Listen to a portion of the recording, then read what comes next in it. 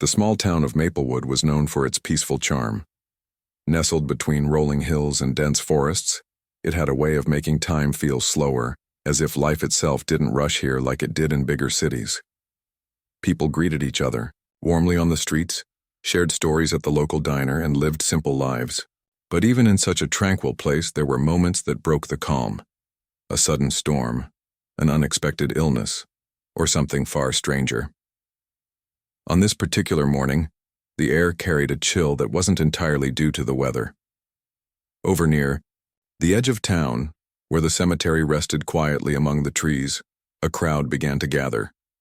Word had spread quickly about what was happening there.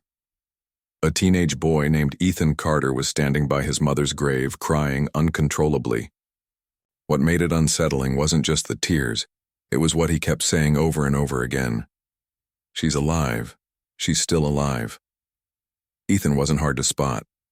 His messy brown hair stuck out from beneath the hood of his dark sweatshirt, and his hands trembled as they clutched a bunch of wilting flowers. He looked pale, almost ghostly, as though he hadn't slept in days. Around him, people whispered nervously.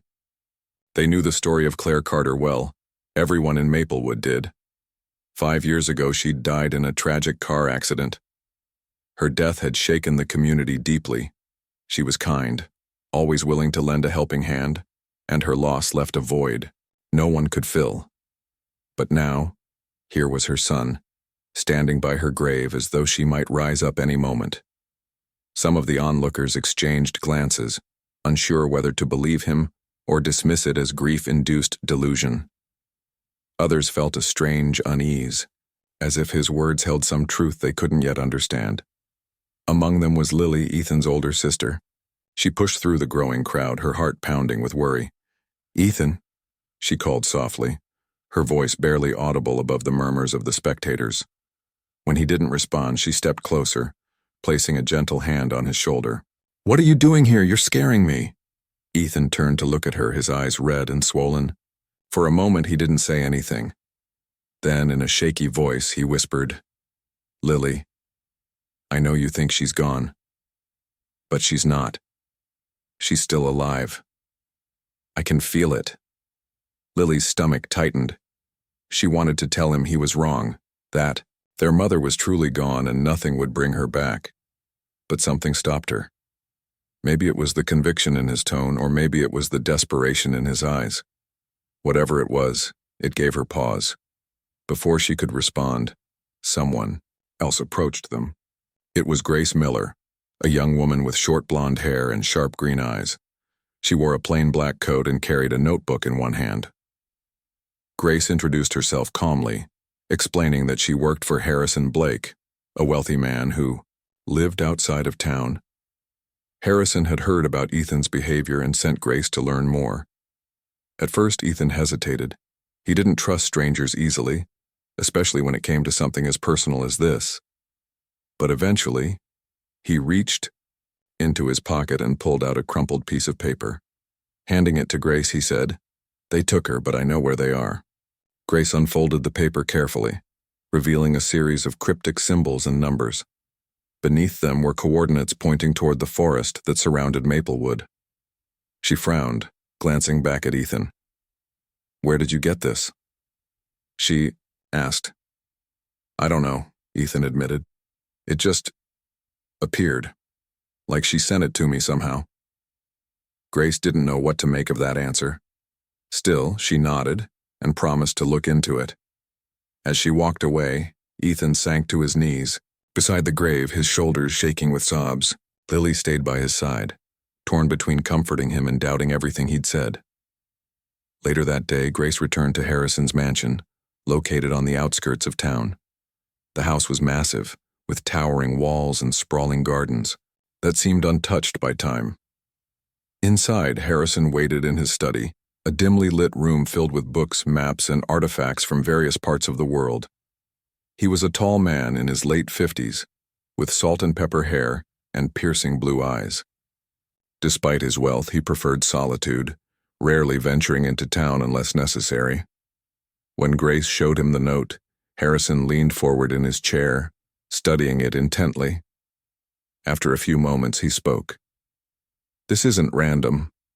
These symbols, they match patterns I've seen before.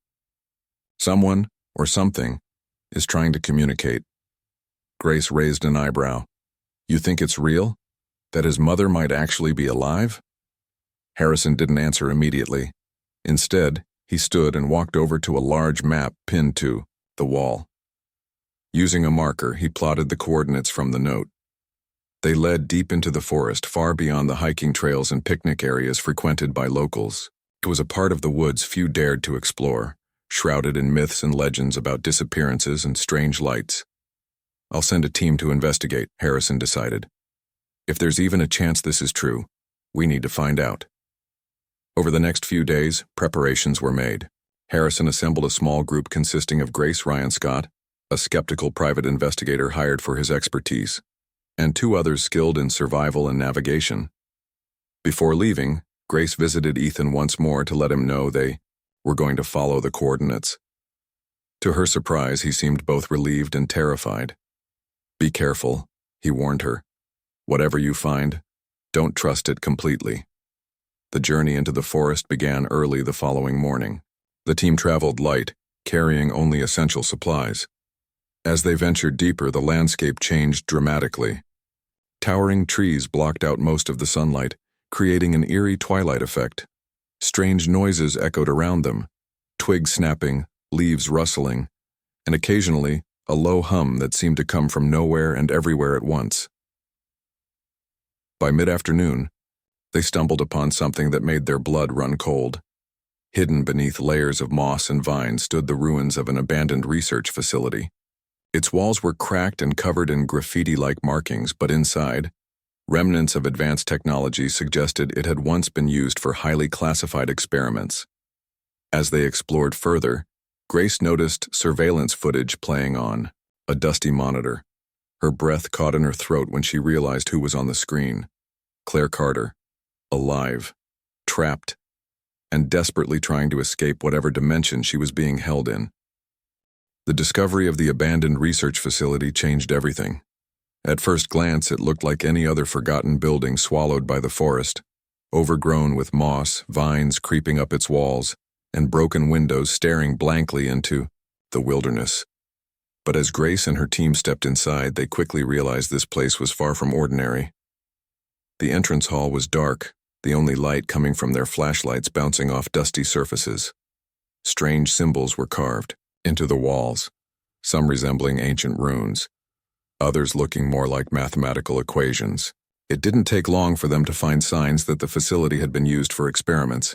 Papers scattered across tables, half-finished notes scribbled in notebooks, and machines covered in thick layers of grime. Ryan Scott, the skeptical private investigator, muttered under his breath as he examined one of the machines. Looks like someone's idea of a bad sci-fi movie, he said, brushing dirt off a control panel. His tone was dismissive, but there was a hint of unease in his voice. Even Ryan, who prided himself on being unshakable, couldn't deny the creepy vibe of the place. Grace ignored him, her attention fixed on a nearby monitor. Though the screen was cracked and flickering, it still displayed grainy footage of Claire Carter. She wasn't lying peacefully in a coffin or resting beneath the earth like everyone believed. Instead, she sat upright, her eyes darting around, wildly as if searching for something or someone. Her lips moved silently, forming words no one could hear. The date stamp on the corner of the video confirmed it had been recorded just days earlier. This can't be real, Ryan said, peering over Grace's shoulder. He shook his head, refusing to believe what he saw. It's fake, someone tampered with it. But Grace wasn't so sure. She pointed to the timestamp. Look at the date. This isn't old footage. It's recent. And look at her. She's alive. The realization hit the group like a punch to the gut. If Claire really was alive, then what Ethan had been saying all along wasn't madness. It was the truth. But how? How could someone presumed dead for 5 years suddenly reappear in surveillance footage? Harrison Blake arrived later that evening after receiving an urgent call from Grace. When she showed him the video, his expression hardened. Unlike Ryan, Harrison didn't dismiss it outright. Instead, he began piecing together clues from the documents littering the facility. Notes written in hurried handwriting described experiments involving human consciousness, alternate dimensions, and portals capable of bridging worlds. They were trying to open doors, Harrison murmured, flipping through a stack of papers. Doors to places humans aren't meant to go. What kind of places? Grace asked, leaning closer. Harrison hesitated before answering. Other realities. Dimensions outside our own. These scientists thought they could explore them safely, but clearly something went wrong. As he spoke, the pieces started falling into place. Claire hadn't died in a car accident, at least not entirely. According to the files, she'd volunteered for the project, unaware of the risks involved. The experiment succeeded in creating a portal, but when Claire crossed through, something malfunctioned. Instead of returning to her world, she became trapped in a liminal space, a realm between realities, neither fully here nor there. Ethan's reaction when Grace explained this to him was heartbreaking. He listened intently, his face pale but determined. When she finished, he clenched his fists and said, "We have to bring her back." Grace exchanged a worried glance with Ryan. "It's not that simple," she told Ethan gently. "Even if we figure out how the portal works, opening it again could be dangerous. We don't know what's on the other side or what might come through." Ethan shook his head stubbornly. "I don't care about the danger. I just want my mom back." With Ethan's plea weighing heavily on their minds, the team decided to press forward. Over the next several days, they worked tirelessly to understand the technology left behind in the facility. Harrison pored over schematics and blueprints, while Ryan and the others scoured the building for usable parts. Grace focused on decoding the cryptic symbols etched into the walls, hoping they held answers about stabilizing the portal. Progress was slow and frustrating. Many of the machines were damaged beyond repair, their components corroded by time and neglect. Still, they managed to salvage enough to reconstruct the core of the device. By the end of the week, they had assembled a crude version of the original portal generator. When they powered it up for the first time, the results were both awe-inspiring and terrifying. A swirling vortex of blue and green light appeared in the center of the lab, humming with energy. The air around it shimmered unnaturally, distorting shapes and colors. Through the haze, faint outlines of unfamiliar landscapes flickered. A barren desert one moment, a dense jungle the next. "It's working," Harrison whispered, his eyes wide with wonder. "We've reopened the door." But excitement quickly gave way to fear. As they watched, shadowy figures began emerging from the portal, their forms shifting and indistinct. They didn't step fully into the room. Instead, they lingered at the edges of the vortex, watching silently. Their presence sent chills down everyone's spines. "We need to shut it down," Ryan shouted, backing away from the machine. "No," Ethan cried, stepping toward the portal. "My mom's in there, I can feel her." Before anyone could stop him, Ethan reached out and touched the edge of the vortex. For a split second he froze, his body bathed in the strange light. Then, without warning, images flooded his mind. Flashes of his mother calling out to him, surrounded by darkness and those same shadowy figures.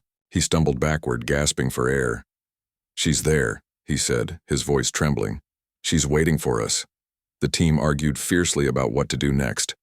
Ryan insisted they destroy the machine immediately, convinced it posed too great a risk. Grace wavered, torn between caution and compassion. Harrison, however, sided with Ethan. "If there's even a chance we can save her," he said firmly, "we owe it to her, and to him, to try." In the end, they agreed to attempt one final activation of the portal. This time, they would send someone through, not just to retrieve Claire, but to ensure the gateway could be closed afterward. The decision weighed heavily on all of them, especially Ethan, who insisted on going himself. "You're not doing this alone," Grace said firmly, grabbing his arm. "If you go, I'm coming with you." Reluctantly, Ethan nodded. Together, they prepared to face whatever lay beyond the portal, knowing full well they might never return. The moment Grace and Ethan stepped through the portal, they felt as though they'd crossed into another world entirely. The air was thick and heavy, pressing against them like an invisible weight. Colors seemed muted, almost drained of life. except for the faint glow of blue and green lights pulsating in the distance. The ground beneath their feet was uneven, covered in ash-like dust that crunched softly with every step.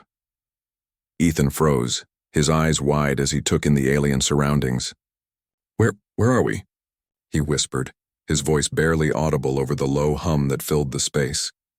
Grace tightened her grip on the flashlight she'd brought with her, scanning the area nervously. "I don't know," she admitted. "But we need to find your mom, and fast." They moved cautiously, following the glow of the distant lights. As they walked, the landscape shifted subtly around them. Trees appeared twisted and unnatural, their branches curling inward like claws. Strange shapes flickered at the edges of their vision, vanishing whenever they turned to look directly at them. It was as if the world itself didn't want them there.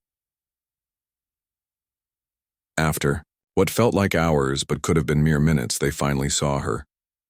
Claire Carter stood in the middle of a clearing, her figure illuminated by the eerie light. She looked thinner than Ethan remembered, her once bright eyes now hollow and haunted. Her clothes were tattered, and her hair hung loose, streaked with dirt and grime. But despite her condition, there was no mistaking who she was. "Mom!" Ethan shouted, running toward her. Claire turned sharply, her expression a mix of relief and terror. "Ethan, oh my God, how did you—" Her words trailed off as she noticed Grace behind him. "You shouldn't be here. None of you should be here." Before Ethan could respond, the shadows around them began to stir. At first, it was just a faint movement, like ripples in water. Then, slowly, humanoid figures emerged from the darkness. Their forms were indistinct, constantly shifting between solid shapes and smoky wisps. They had no faces, only voids where eyes and mouths should have been. Yet their presence radiated malice, sending chills down Grace's spine. "They won't. Let me leave," Claire said desperately, backing away from the approaching figures. "Every time I try, they drag me back." Ethereal whispers filled the air, too soft to understand but loud enough to unsettle. The shadows closed in, surrounding the group like predators circling prey. Ethan grabbed his mother's hand, pulling her closer. "We're getting you out of here," he said firmly. "But how?" Claire asked, her voice trembling. "The portal. It's unstable. If you open it again, who knows what might come through." Grace glanced around, searching for a way out. She knew Claire was right. Reopening the portal would be risky. But staying here was even worse. Whatever these shadowy beings were, they clearly didn't intend to let anyone escape. "We'll figure it out," Grace said, trying to sound more confident than she felt. "For now, stay close." As they retreated toward the direction they'd come from, the shadows followed, their movements growing bolder.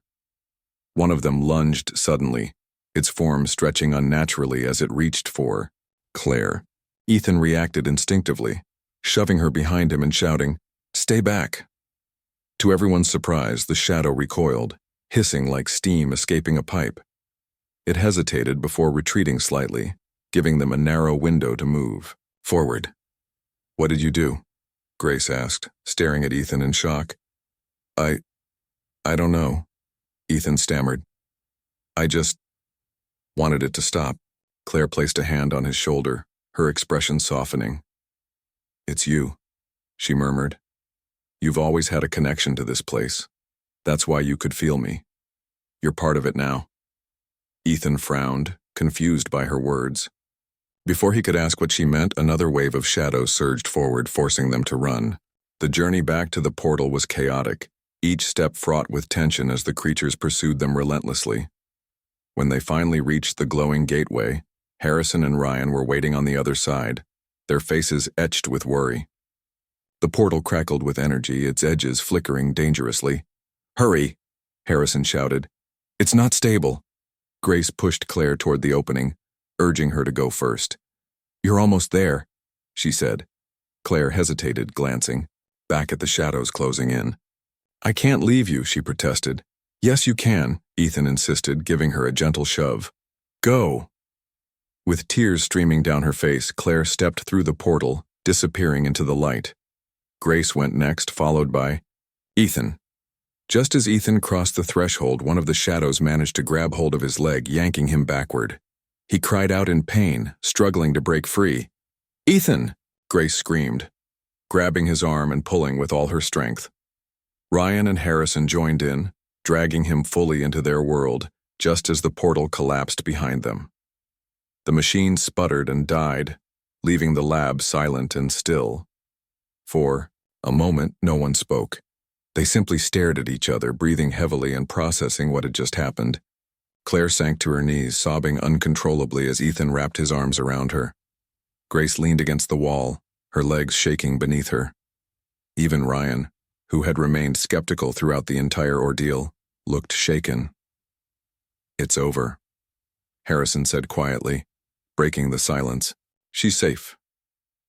But as they celebrated their success, none of them noticed the faint glow lingering in the corner of the room, a tiny crack in reality, pulsating with the same blue and green light that had led them to this nightmare.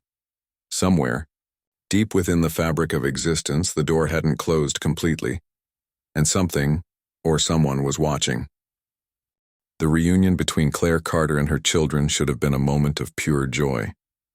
After 5 long years of believing she was gone forever, Ethan and Lily finally had their mother back.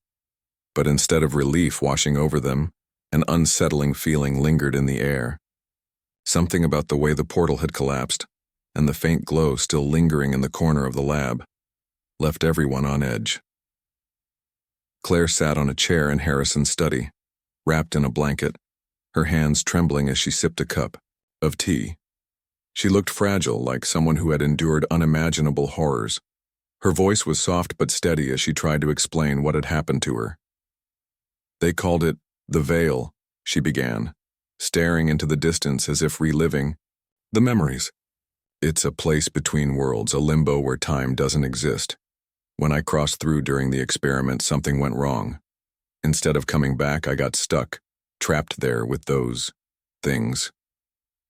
Her words sent shivers down everyone's spines. Even Ryan, who prided himself on being a skeptic, couldn't dismiss the terror in her tone. "What kind of things?" he asked, though part of him didn't want to know the answer. Claire hesitated, choosing her words carefully. "They weren't human, not entirely. They felt ancient, like they'd been there long before we even existed.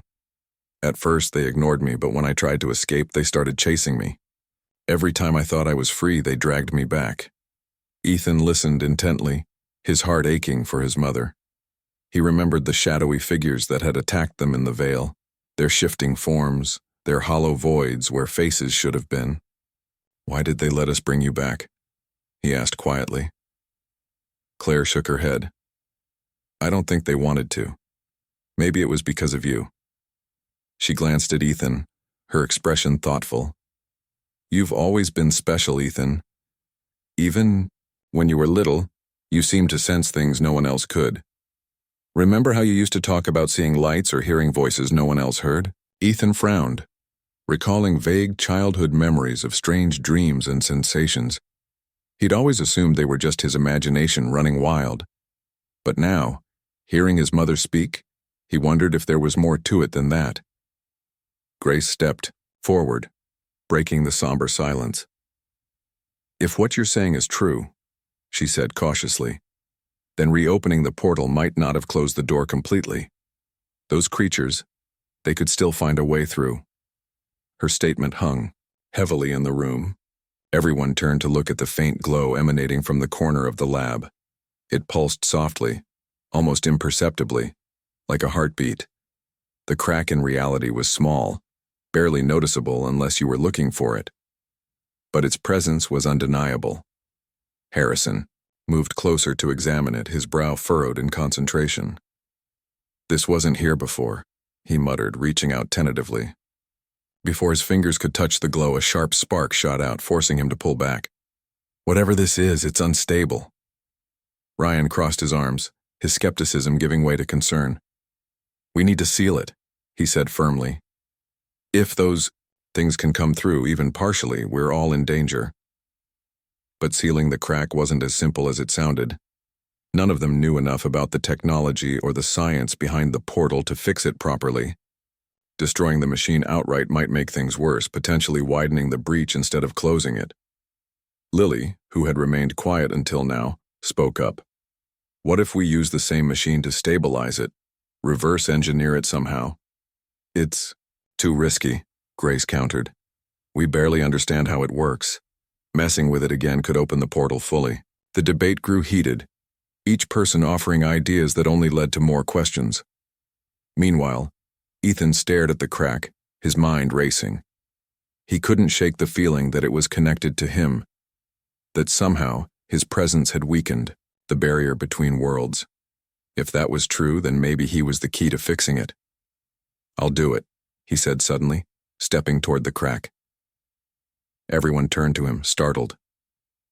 Do what? Claire asked, her voice rising with alarm. Ethan, you can't. I have to, he interrupted, his tone resolute. It's my fault this happened. If I caused it, then I'm the one who needs to fix it. No. Claire stood abruptly, clutching his arm.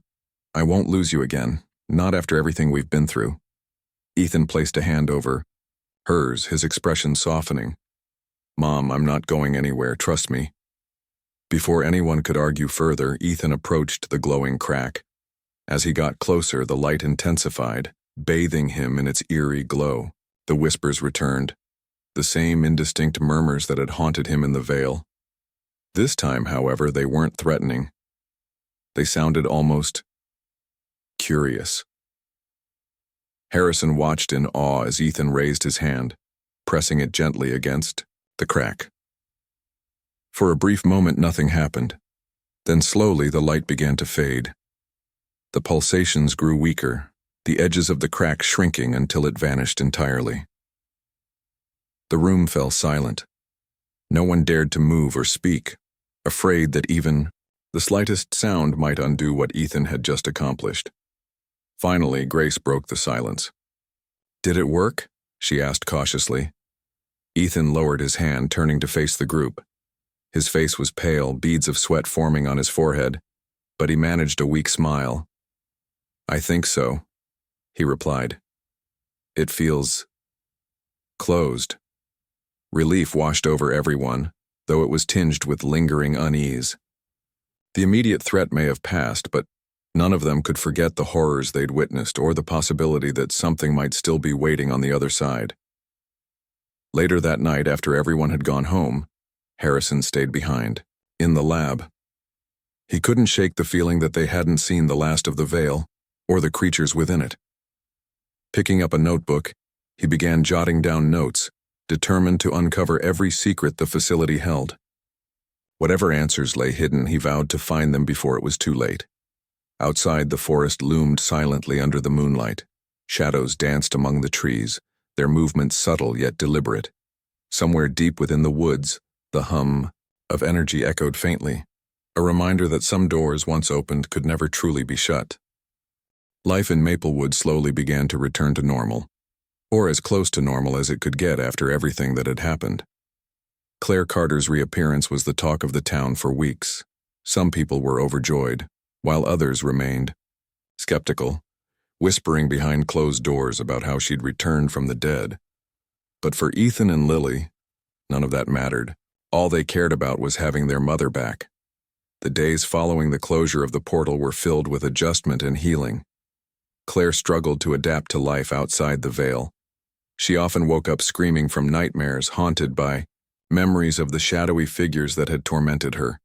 Simple tasks like grocery shopping or meeting neighbors felt overwhelming, as if she'd stepped into a world that moved too fast for her to keep up.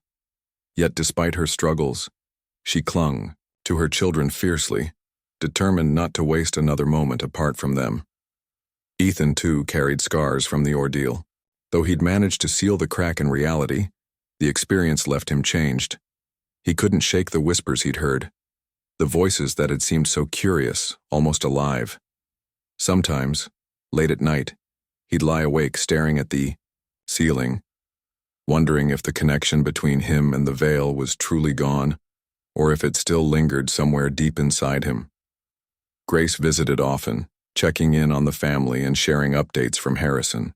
The millionaire had thrown himself into studying the remnants of the research facility, convinced there was more to uncover about the veil and its secrets. He won't stop until he knows everything, Grace told Ethan during one of her visits. But don't worry, he's being careful. I hope so, Ethan replied quietly, because I don't think we can handle anything else. Despite the lingering unease, there were moments of peace. One afternoon, Ethan and Claire went to the cemetery together. It was the first time either of them had been back since the day Ethan had stood weeping by her grave. As they walked among the rows of headstones, Claire stopped in front of hers, running her fingers over the carved letters.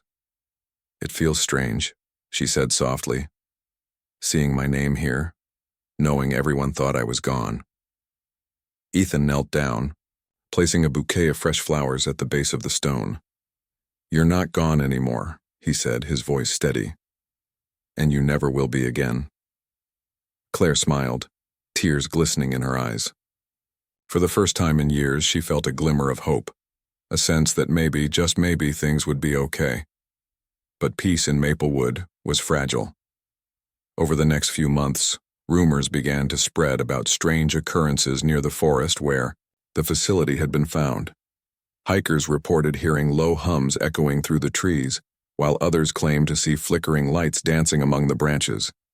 Even Ryan, who had initially dismissed the entire incident as nonsense, admitted to feeling uneasy whenever he passed by the woods. One evening, Harrison called an emergency meeting at his mansion.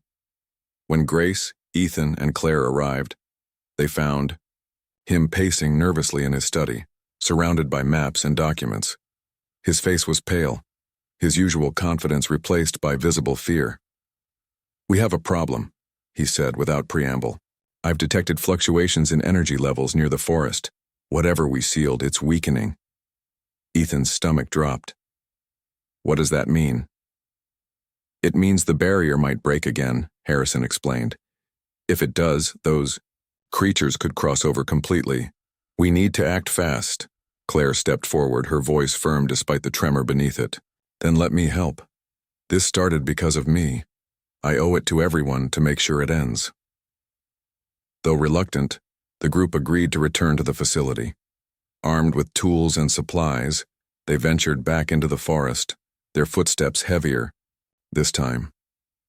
The ruins of the lab loomed ahead, darker and more ominous than before. The air crackled with electricity, and the ground beneath their feet felt unstable, as though the earth itself was shifting. Inside, the machinery they'd used to create the portal lay dormant, its surface covered in dust. But as they approached, the faint blue-green glow reappeared, pulsating erratically. Shadows danced along the walls, growing larger and more menacing with each passing second. Harrison worked quickly, adjusting settings and recalibrating the device. We need to reinforce the seal, he said urgently. Ethan, you'll need to do what you did last time, but this time, focus all your energy on closing it permanently. Ethan nodded, stepping toward the glowing crack. The whispers returned, louder now, swirling around him like a storm. He closed his eyes, concentrating on the connection he'd felt before. Slowly, the light began to dim, the shadows retreating, as the crack shrank. But then, something unexpected happened. A figure emerged from the fading light, not one of the shadowy beings, but a man dressed in tattered clothing, his face gaunt and hollow. He looked directly at Ethan, his lips moving soundlessly. "Who are you?" Ethan demanded, his voice shaking. The man didn't answer. Instead, he reached out, pressing a small object into Ethan's hand before vanishing back into the veil. The crack sealed shut moments later, leaving the room silent once more. When Ethan opened his palm, he found a metal disc etched with symbols similar to those they'd seen in the facility. No one knew what it meant, but Harrison vowed to study it carefully. In the weeks that followed, the town returned to its quiet rhythm. The mysterious events in the forest ceased, and life seemed to settle back into place. Ethan kept the disc, hidden, unsure whether it held answers or dangers they weren't ready to face. As he stood by his mother's grave one final time, preparing to remove the headstone, Ethan allowed himself a small smile. They'd faced unimaginable horrors and come out stronger on the other side. Whatever challenges lay ahead, they would face them together. "You're home now," he whispered to Claire, and nothing's going to take you away again. Behind him, the sun dipped below the horizon, casting the cemetery in warm, golden light. For the first time in a long time, Ethan believed in happy endings, even if happiness came with scars.